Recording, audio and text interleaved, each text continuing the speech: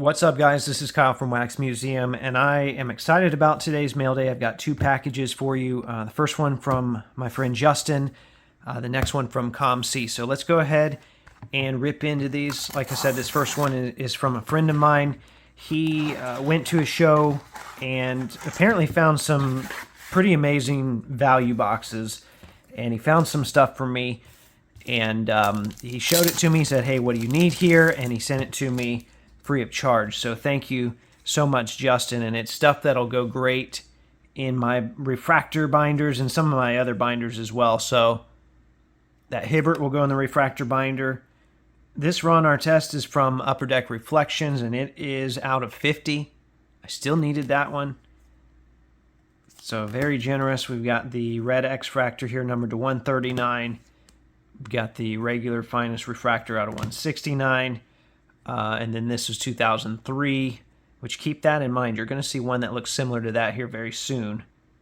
But that one's out of 250. So, Justin, those will definitely go in the, some in the refractor binder, some in the Artest and Pacers player binders. So thank you so much for that. Okay, next package here is from COMC, and I ordered this with rushed shipping, right? So I did rushed shipping on April 17th, so that was Monday, and it's April 21st, Friday.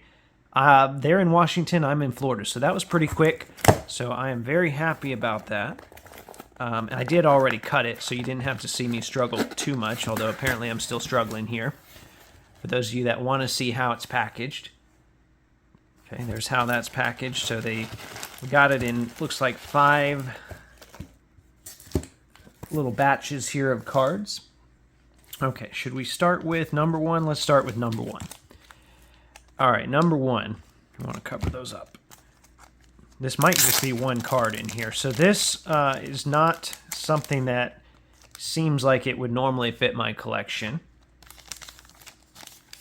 But this is a Pat McAfee matte relic from one of the new, I guess it would be Immaculate WWE, and it's numbered to 99. And there were actually 2 different ones of these from 2 different events. So, you know, I do kind of have a side interest in wrestling, not so much wrestling cards, but, and then of course Pat McAfee was on my Colts, so always been a big Pat fan. And if you look here on the back, it says this ring canvas was used at WrestleMania 38 Night 2. So it's a WrestleMania ring canvas. So I thought that was pretty cool. I've been watching those, waiting for them to go down in price. I saw one on COMC, saved up some credit. Happy to add that to the PC. I don't even know where I put that. I think I'm going to put it with my football cards. So I have more of those. All right. So let's see here. Well, in no particular order. I guess it doesn't really matter.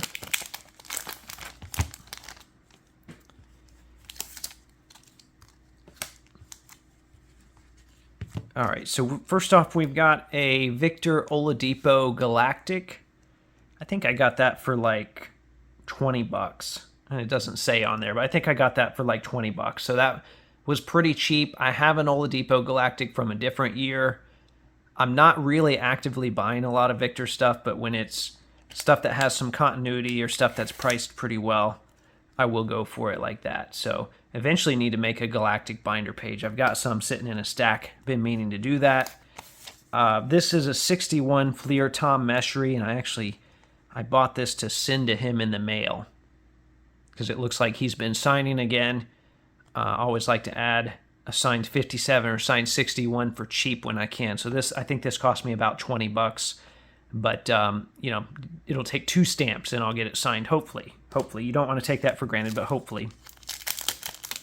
All right, this little stack must be some of the lower end stuff here. Try and get some of these slips out of the way real quick.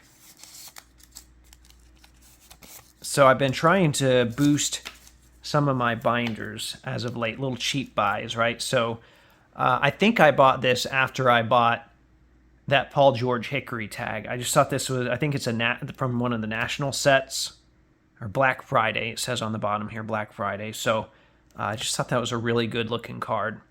Really cool action shot there. It looks like it's against the Heat. I think that's Hassan Whiteside. There is an autoed version, but it's a sticker auto, and it's kind of as abbreviated auto, so A little disappointing, but anyway, here is a multi-sport set. I think it's from 2002 that a lot of people don't know about. So for Pacers and Colts, there's also a Reggie and Peyton Manning relic. And then here, this is the much cheaper version, which is Edgerrin James and Jermaine O'Neal. I got that for $5 or $6. Got this Kenny Anderson Fleer Platinum. After meeting Kenny Anderson at a show, I figured, this is about his rarest Pacers card. It's pretty, like, there's some damage on it, and that was noted in the listing, but I figured until I see another one, I'll grab that one. All right, we've got a Jameer Nelson. I just like this set. Not much more to say there. I think that was $4. Swatches of Stardom. A numbered Jeff Foster here, numbered 63 out of 199. We've got a Ron Artest UD promo card. I think those were in Beckett magazines. I think. Not 100%, but pretty sure that one was. Numbered Jeff Foster here. This one is 9. So one off from jersey number. 9 out of 100. Still didn't have that one. A numbered Ron Artest. That's out of 199. A Dwayne Washington silver for my silver binder. This was part of the Chronicles update. All right, so this is this was an older WNBA set, and they had jerseys in here. They had patches. It's all from the All-Star game. I did a little bit of digging and found out that this is the 07, I believe, from the back of the shorts. So anytime I see a unique patch like that, I'm going to grab it. Even if, I don't know a lot about the player, to be honest. Don't know much about that era. But it seemed like a rare piece, so I grabbed it. Okay, got a Halliburton green from that Chronicles Update Optic traded set. And that one's not numbered, but I was at that game. So I'm trying to grab them cheap if I see them, the different variations. Another game I recently discovered I was at. This was a game from, I think, November of 2001. And I talked recently about the 9/11 ribbon. If you look closely, you can see it. And that's what helped me determine that this was, in fact, the game that I was at. There is a parallel of this number to 100. I'm trying to find one. There's one on COMC for $60. That's a little steep for me. And they are not accepting any of my offers, so I'm just going to wait it out until I see another one. And then this Von Wafer card here. I don't collect Von Wafer, but this Bazooka Blue set, I try to grab them whenever I see them. Relatively cheap because they are numbered out of 5. And it's a low-end set. Pretty hard to find. Okay. Next up here, this must just be one card in here. If you were paying attention earlier, I said that 2003 Finest Ron Artest. I said pay attention to that. Because this actually will not go in the Artest binder. This will go in the gold binder. It's a great looking gold, in my opinion. And this copy is very clean.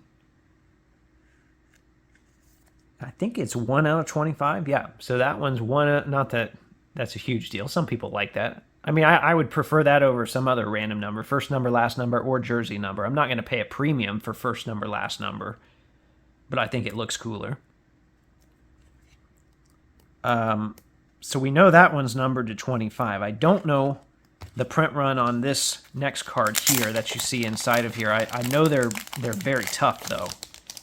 This is a Danny Granger Innovation stained glass, but it's the purple parallel. And if you look at some of the big name players, these get pretty pricey. Danny Granger is still affordable, though. So that's the purple variation. I think that's the 2012. Yes, 2012 Innovation. Got another Granger card here. A couple Pacers relics in here, it looks like. Okay, so we've got, so this is a Retro Materials, which I am working on a Retro Materials set. Not this one, but I went ahead and added that one. Price was reasonable. I am working on this set here, so it's nice to be able to grab one on COMC when I can. There's Buck Williams. And then I try to grab a lot of these Mark Jackson patches when I see them, because I've done a lot of study on that jersey. So that is, I believe, part of the S on the nameplate. It's definitely a nameplate. I think it's part of the S because I think the J was used in one of those, actually a Retro Materials card from another year. All right, you probably saw some of what's on the top here. You know I love tags, even if it's teams and players I don't collect. So for instance, pretty exciting to have a Warriors quad, but not necessarily if it's McAfee, Ellis, Randolph, and Brendan Wright. But, that stuff's kind of rare, so I grab it when I see it, when I think it's reasonable. This next card is one that I talked myself into buying after one of my videos. I don't know if you watched the video, and if you didn't, I don't blame you because it was long. It's like 40 minutes of me showing cards that were made using pieces of warm-ups. Well, this DJ Augustine here is a Black History Month shooting shirt, and a pretty big piece of one. And I don't have any cards with that kind of a warm-up in it, so I actually intentionally wanted a card with a warm-up piece, just because it's such a unique piece, and you can identify it, and he probably didn't wear too many of those. He might have wore the same one over that period of time. I've got a picture of him wearing it, I believe, on that video. So, yeah, that card was in the video, and guess what? I looked at it so many times, I ended up buying it. And I've got another couple videos I'm working on, and it's costing me money, so I'm just wanting to buy this stuff. All right, I like this set. I have the Patrick Ewing from this set as well. This is a Trading Places patch. I needed a good Mutombo patch, and this one's got a Hawks patch and a Sixers patch, and I thought that was pretty cool. And that is numbered to 50. Nice looking patch there. And then final card, obviously in no order because I didn't save the best for last, but it is a pretty cool looking card. Another one for my set, a guy that everyone hates, Christian Laettner. All right, so those of you that stuck through to the end here, I know we're reached the 12-minute mark, so I really appreciate that. I love sharing cards with you guys and talking about cards and sharing some of the stories behind them or reasons why I picked them up. I hope you do as well. Go ahead and hit that like button if you don't mind. Remember, there are new episodes of the audio podcast that come out every Thursday. And as always, thanks for watching.